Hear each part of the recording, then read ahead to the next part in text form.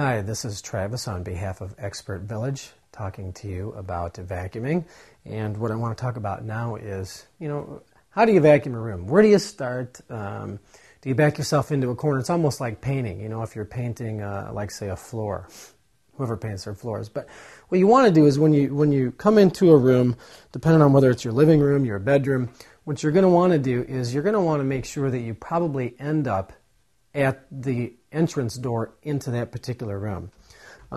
Because what that's going to do is it's going to allow you to hide your feet prints after you're vacuuming. A lot of people are tedious about, you say you got company coming over, you want them to know that you vacuumed. Well, you're going to want to start on the outer edges of the room and pull yourself back to that doorway.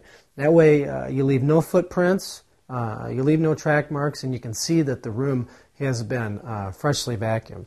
And so in this particular case, what I would do is I would start over towards a corner and back my way out, and I'll just show you what I mean by how what we can do is actually put a couple of feet prints here on the carpet. Not sure if that's going to show up real good on the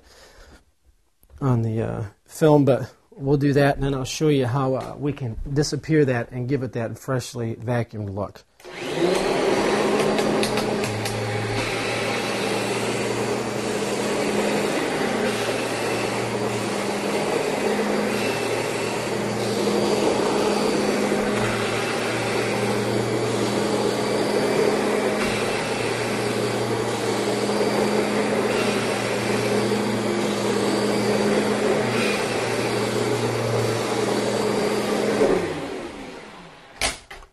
So you can see how nice that looks when you actually pull the carpet back and there's no feet prints. Give you a nice fresh look.